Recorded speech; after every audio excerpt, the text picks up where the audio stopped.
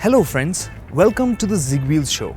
Today we are going to be taking a look at a new executive sedan that's coming to us from the land of the rising sun. This Japanese sedan is going to go up against the likes of Toyota's Corolla Altis, the Skoda Octavia and Hyundai's Elantra. It is... That is one way to introduce the Civic, but a better way is with excitement. It is the Honda Civic. That is the proper introduction for this car. A car that comes from Japan but isn't one that's just talking sensibility. It's a car that, especially in the Indian context, has spoken more to us here than here. So, the Civic. Where should we start? The most important bit about the exciting Civic is practicality. And as we've known with the Civic, that has been a bit of a weak point. And the boot space here on offer is 430 litres, which is still not great. It's less than the competition and less than its own sibling, the Honda City. The practical and sensible approach. Stop it! It's the Civic! Ground clearance. That has been an issue with the Civic in the past, but here this India spec Civic has been modified to suit our conditions, because of which the front end has been raised by 20mm and the rear has been raised by 15mm. The exact ground clearance numbers have not been shared with us, but Honda do say that the ground clearance performance would be on par with the City. We were a bit cautious at first, then got a bit braver and adventurous. And the Civic kept its belly clean. What else must we talk about the Civic? No, not that. What matters is the way the Civic reaches out, grabs hold of your eyeballs and turns your head as it passes by. Look at the face now, strong. It's got really aggressive lines. You look at that headlamp, full LED headlamp here on the top end variant, gives it a very striking look. But what actually makes the Civic stand out this time around is the profile. This is just looking so much more aggressive because compared to the previous generation, the 9th, not the 8th which we had in India, this car has grown longer in terms of the wheelbase. Overall length is up by 100mm, but at the same time, here at the hood, it is lower by about 35mm and the roofline is down by 20mm, which gives it a more sporty, almost like a coupe-like shape.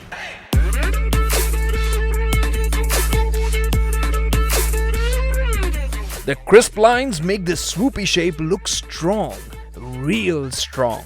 And those 17-inch alloy wheels on this top-end variant look very sci-fi.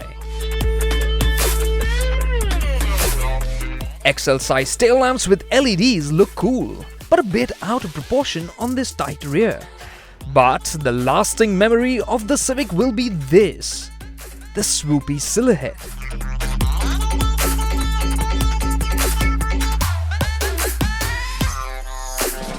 But that has certain implications when it comes to passenger comfort. If you have older members in the family, getting in and out for them will be a bit more difficult because you do sit quite low here in the Civic.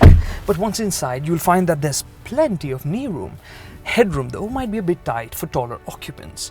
This back seat we'd recommend best for 2 adults because there is a hump in the floor here, which is something that we do not see too often in Hondas. And well, we would like to call out one thing, and that is the middle passenger also gets a 3-point seat belt. But there is no headrest for the middle occupant, and the cabin really doesn't feel all that wide, despite Honda claiming it to be wider by 40mm. And then there are aircon vents to keep you comfy. But there are no charging points here. Now, let's bring on the excitement. And at first you might think that there are no USB ports up here in the front either, but take a look over here, this floating center console. It has a separate storage area where you have the ports even for the HDMI, and there's a little hole over here which allows the cables to run up here if you want to keep the phone here. In true Honda fashion, genius in terms of packaging and convenience. So yeah, storage, you got plenty of it. Another large glove box here with another USB port there. Good door pockets, so very practical on that front. And if you are expecting to be wowed by the Civic like the first gen did, well, this time around, for starters, it feels like a Honda shirt, built to last with a sensible premium quotient. And the angular design looks like a sophisticated evolution of the Honda Cities. Nice!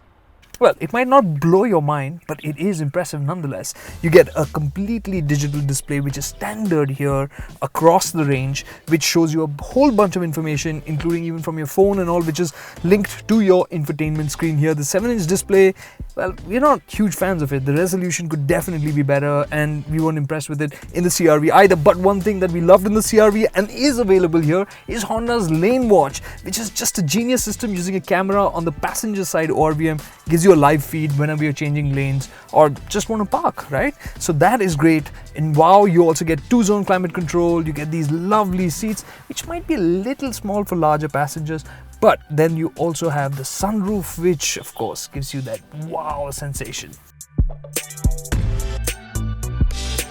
And talking about lighting, Honda could have offered ambient lighting in the cabin. That would have just made it feel that much more premium, right? And of course, the passenger seat could have also been power adjustable.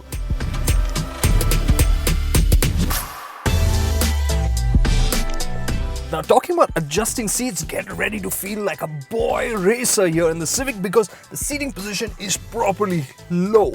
Honda say the hip point is 20 millimeters lower, which means for a shorty like me, I have to use this powered seat adjustment, bump the height up a bit, and still, because you're sitting pretty low, you have to move the seat back so that your legs can really stretch out. And that of course means to get the right seating position, you also have a tilt and telescopic steering wheel, right? So right, let's get going. As you would have guessed, there's a new engine under the hood of the Civic, and that's the 1.6 diesel, which we've also seen on the CR-V.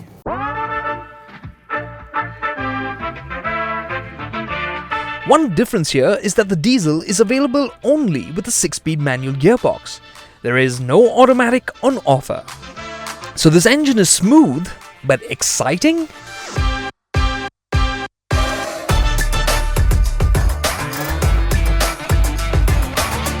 I know, 1.6 diesel, CR-V, 120 PS, 300 Newton meters of torque, not going to sound very exciting. And to be honest, it isn't. But if you're just thinking of a machine to use every day, be it in the city, out on the highway, to just cruise with and chill out with, this does a really good job. The drivability, even at low speeds, is good. Just keep in mind the gear ratios are actually spread out quite a bit so that it can cruise comfortably on the highway, which means every now and then when you want to make an overtake or really rush things along, you'll have to step down a gear. How tall is the gearing? Well, you can hit 90 kph in second. But that's what allows Honda to claim a segment-topping 26.8 kpl. Crazy! But something else was making us go wow on this drive. Well, one thing is for sure, the steering feels fun. It's got the right amount of weight, you get a good feel from what's happening at the wheels up ahead. And here on the diesel variant, with this manual gearbox, the position of the gear lever is perfect, although the shifts are a bit clunky. And since we're talking about fun and performance, shall we check out the petrol? I'll say it again, the steering is quick and feelsome, and the petrol is lighter by 53 kilograms, and you can feel it.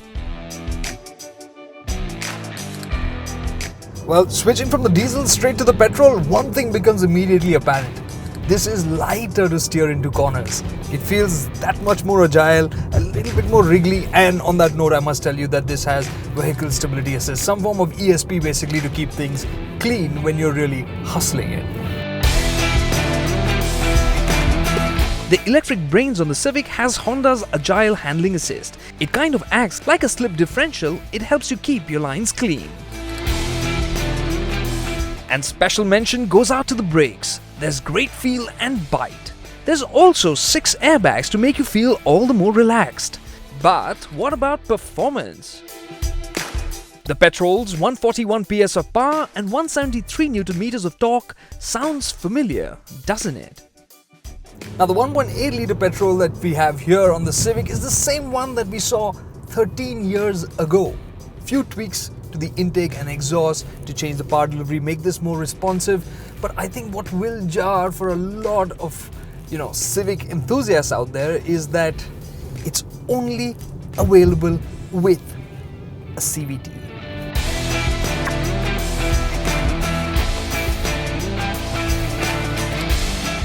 Sure, the CVT has 7 steps and you of course have paddle shifters, which is, well, a Civic speciality. Was the first to bring it in this segment, right, to India. And so it gives you a bit more control, but it doesn't make it fun to drive. What this does well is everyday commuting, cruising out on the highway. Sure, if you want to make an overtake in a hurry, you're still going to have to plan that out a little bit. The CVT could be a downer for enthusiasts, but it is smooth and thrifty. The company claimed efficiency is 3.6 km per litre more than before. So this Honda has the potential to be a truly exciting Civic. Honda, please just give us a manual with the petrol. That'll be all. It'll lower the cost too, right? But focusing on what it is here and now, it is an engaging car. And yes, for everyday commuting, it also offers one additional plus. And that's about the experience in the back. And that's somebody here to tell us about that. अगर rear seat comfort की बात करूं, actually अगर आपको Hindi review देखना है, आप car देखो पर जाकर देख लीजिए. But if I were to talk about rear seat comfort, yes, the Civic is a comfortable and relaxing place to be in. Noise insulation is good and the suspension manages to isolate you from the worst potholes that you've seen. So yeah, the Civic can be a worthy companion for your everyday commutes, even if it involves really rough roads. That's because the bump stops for the India Civic are longer by 15mm. Suspension travel has been increased too. Yes, the Civic has been adapted for India, but only 30% has been localized. And even lower variants won't be stripped down, so expect prices to range between 17 to 22 lakhs. So is the 10th generation Civic the practical one? Well, if you look at the boot space, it really isn't that much of a step up. Forget about all that. The back seat, it could have definitely done better. I mean, you have more knee room, but it doesn't feel all that much more spacious. Under thigh support could have been better, but where there's a distinct step up is in terms of ground clearance, which makes it that much more practical in our road conditions. And of course, there's the introduction of a diesel engine. Yeah, an automatic would have been great, but that would have also bumped up prices. Even then, the Civic isn't just a sedan, it is an emotion. And this Honda ends up bringing some sparkle to the world of sedans. And it reminds us that the Civic, despite its shortcomings, is something truly worth getting excited over.